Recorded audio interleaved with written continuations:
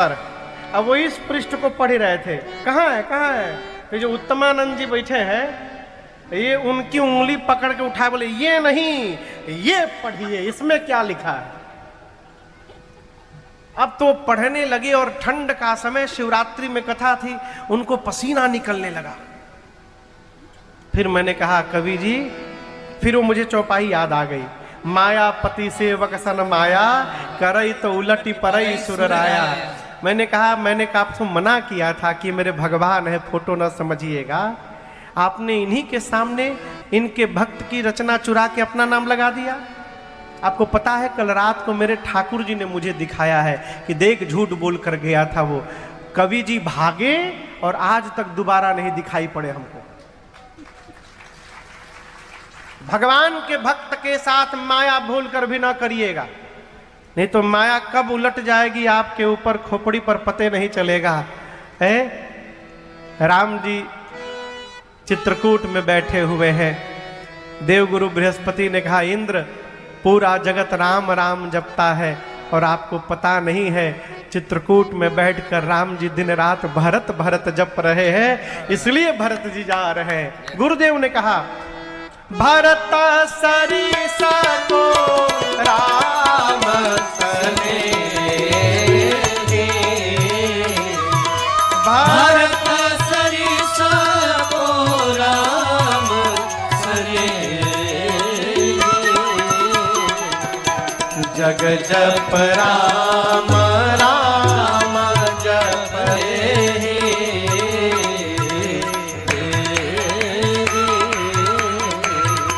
सुनो सुरेश उपदेश परम प्यारा, राम ही सेवक परम प्यारा, राम ही सेवक परम प्यारा।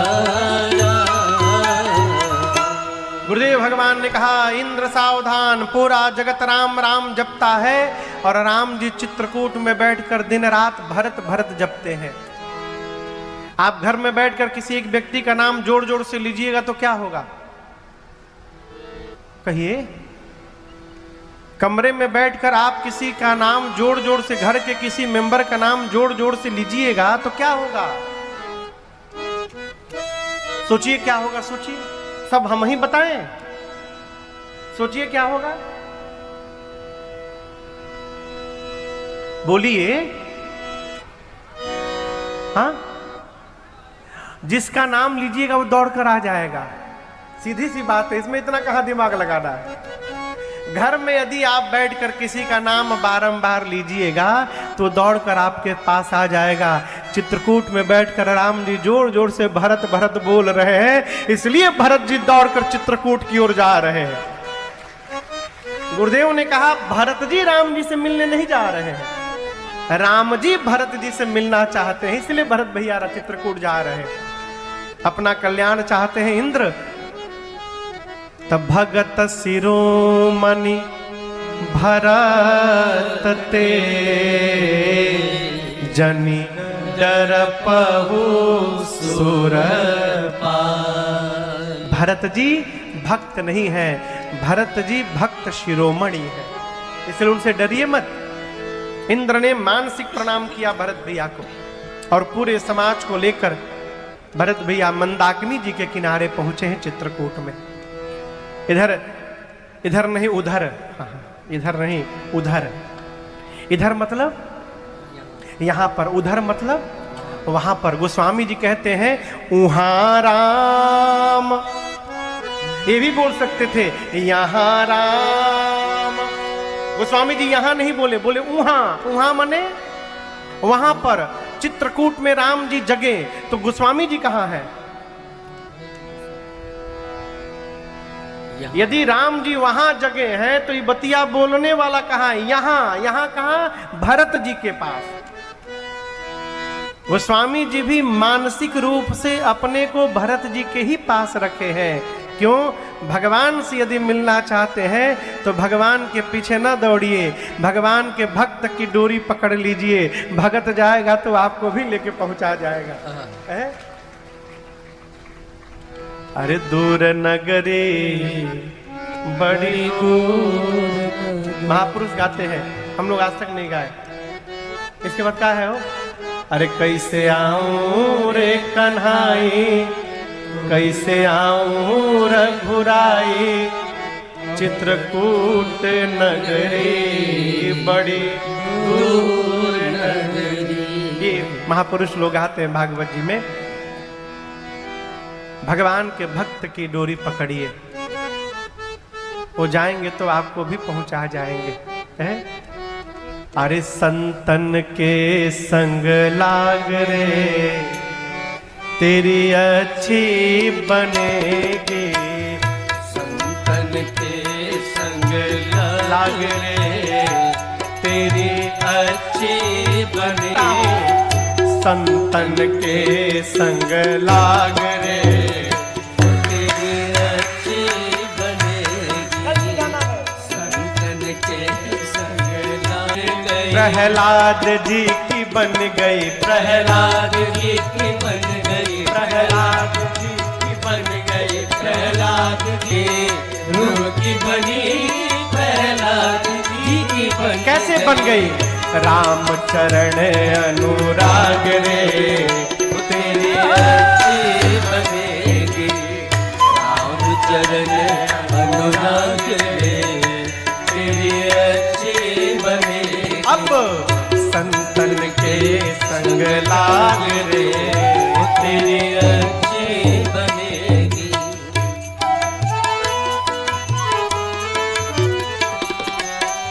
संतन के संग पुण्य कमाए, संतन के संग पुण्य कमाए, संतन के संग पुण्य कमाए, संतन के संग पुण्य कमाए।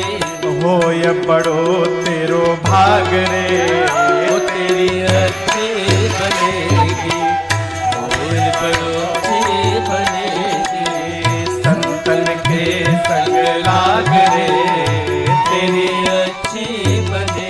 हंस करेंगे कागा से हमें हंस करेंगे, कौवा से हमें हंस करेंगे, कौवा से हमें हंस करेंगे। फिर मिट जाएंगे सब दाग रे, तेरे अच्छी बनेगी, मिट जाएंगे में राम सुमिरन में, राम भजन में, राम सुमिरन में। कहत कबीर राम भजन में, कहत कबीर राम भजन में। अब लाग सके तो लाग रे, तेरी अच्छी बनेगी, लाग सके तो लाग रे, तेरी अच्छी बनेगी। संतन के संग लाग रे, वो तेरी अच्छी बनेगी। संतन के संग लाग रे, तेरी अच्छी बन, तेरी अच्छी बन, तेरी अच्छी बनेगी। तो भाग रे तेरी अच्छी बनेगी। भरत जी के पास गोस्वामी जी अपने आप को रखे हैं मानसिक रूप से, और कहते वहां राम रजनी अवशेषा, जागे सीय सपन अस देखा। वहां चित्रकूट में प्रातः काल जगने के बाद सीता जी ने राम जी से कहा, प्रभु मैंने स्वप्न देखा है भोर बेला में। क्या देखा है? भरत जी आ गए हैं, साथ में पूरा परिवार है, समाज है, माताएं भी हैं, लेकिन नाथ आज माताओं के मांग में सिंदूर नहीं दिखाई पड़ा। राम जी बोले, सीते भोर बेला का स्वप्न कहीं सत्य न निकल जाए। राम जी तुरंत भगवान शंकर की पूजन में बैठ गए लक्ष्मण भैया के साथ। अब पूजन करके राम जी अभी आकर बैठे ही थे मुनियों के पास, तब तक अचानक सन्मानी सुर मुनि वैद्य बैठे उत्तर दिशि देखत भय नभ घूरि खग मृग धूरि भागे विकल प्रभु आश्रम गए तुलसी उठे अवलोकि कारण चाहत सकत सब समाचार की रात खोलन आईते ही अवसर कहे हाँ आईते ही अवसर कहे हाँ आईते ही अवसर कहे। भगवान अभी मुनियों का आदर सम्मान करके बैठे थे, तब तक अचानक उत्तर दिशा के आकाश में खलबली मच गई। पूरा का पूरा आकाश धूल से भर गया, पक्षी चहचहा कर भागने लगे। राम जी आश्चर्यचकित हो गए, क्या हो गया उत्तर दिशा में। तब तक उत्तर दिशा में कुछ कोल भील दौड़ करके राम जी के पास आए। आकर कोल भीलों ने प्रणाम करके राम जी से पूछा, प्रभु क्या आप ही के जैसे कोई भाई है क्या आपके? और राम जी बोले हाँ है ना, मेरे जैसे मेरे एक भाई है। कोल भीलों ने कहा क्या उनका नाम भरत है क्या प्रभु? राम बोले हाँ उनका नाम भरत है। क्या हो गया? कोल भील प्रणाम करके बोले प्रभु आपके भरत जी आ गए हैं। गोस्वामी जी कहते हैं राम जी केवल सुने, सुनत सुमंगल मन प्रमोद तन पुलक शरद सरोरुहन तुलसी भरे स्नेह जल। राम जी सुने कि भरत जी आ गए। भगवान के शरीर का एक एक रोम पुलकित हो गया, कंठ अवरुद्ध हो गए, नेत्र से झरझर अश्रु निकलने लगा। राम जी तो पहले प्रसन्न हुए, लेकिन थोड़ी देर बाद राम जी सोच में पड़ गए, किस बात को लेकर क्यों आ गए भरत जी यहाँ पर? कारण कवन भरत आगमन, क्यों आ गए? राम जी मन में सोचते हैं मैंने कहा था भरत जी को राज सत्ता संभालने के लिए, भरत वन में क्यों आ गए?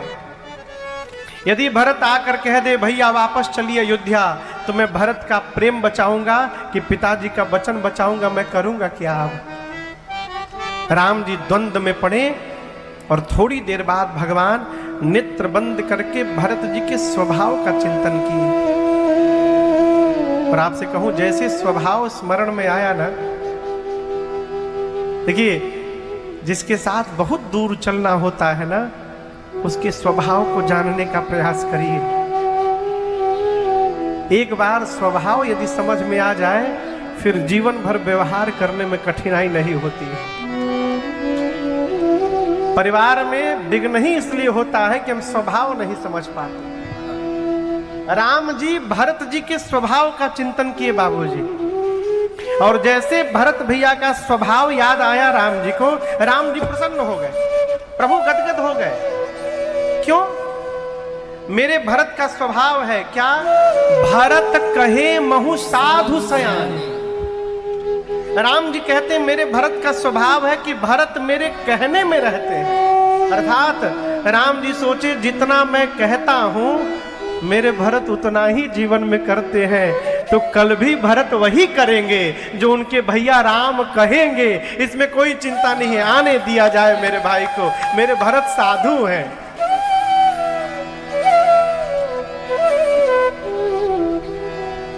घर परिवार में कोई यदि आपके कहने में जी रहा है, आप बड़भागी हैं, आप अपने को धरती का सौभाग्यशाली जीव समझिएगा। ये तो राम जी सोचे, लेकिन आपको बताऊं लक्ष्मण जी की भुजाएं तन गई।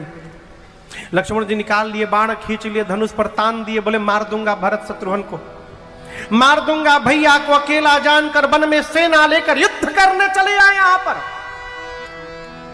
गर्जे लक्ष्मण जी कहते आज ब्रह्मा और शंकर भी सहायता करने उतर गए तो भी भरत को मेरे बाण से कोई बचा नहीं सकता। इतनी गर्जना किए लक्ष्मण जी, छोड़ूंगा नहीं, मार दूंगा। आकाशवाणी हुई, आकाशवाणी ने लक्ष्मण जी की जय जयकार की और जय जयकार करने के बाद आकाशवाणी ने कहा, लक्ष्मण जी, बुद्धिमान व्यक्ति कुछ भी करने से पहले 100 बार विचार करता है। आवेश में आकर व्यवहार कर जाए और बाद में पश्चाताप करे, ये बुद्धिमान व्यक्ति के लक्षण नहीं हुआ करते हैं। आपको यहां एक बात बताऊं, अब सोचिए राम जी के ऊपर क्या बीती होगी। राम जी को लक्ष्मण जी का भी मन बचाना है, अब भरत का भी भाव बचाना है। राम जी मालूम है क्या बोले? राम जी बोले, बिल्कुल सही बोले लक्ष्मण।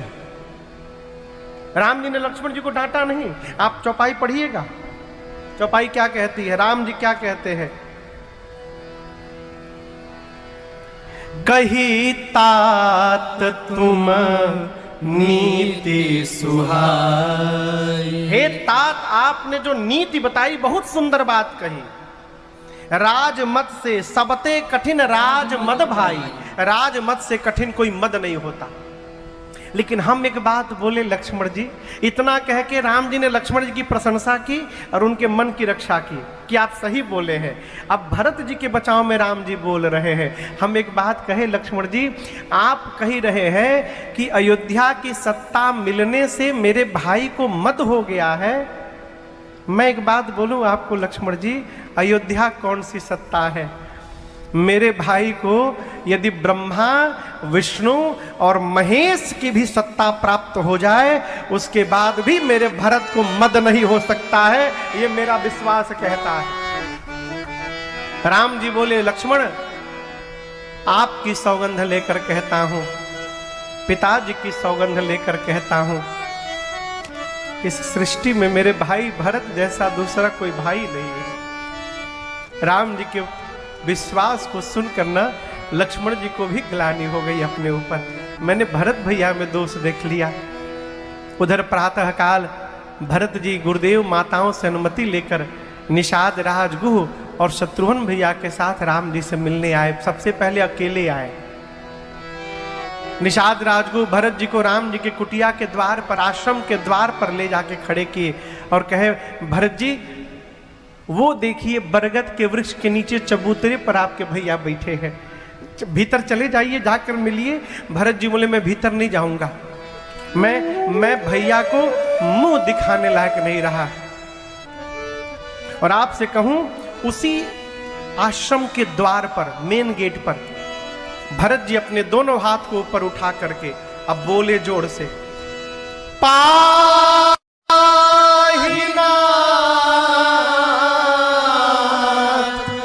कही पारिये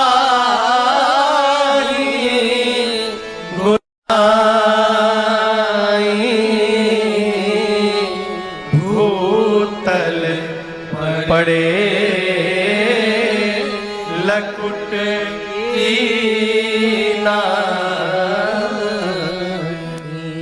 भरत जी दोनों हाथ ऊपर उठाकर बोले, पाहिनाथ पाहिनाथ त्राहिमाम, मेरी रक्षा करिए प्रभु, मेरी रक्षा करिए। इतना कह के भरत जी खड़े खड़े गिर पड़े। लक्ष्मण जी ने आश्रम के भीतर धरती पर प्रणाम करके राम जी से कहा, प्रभु भैया भरत प्रणाम करत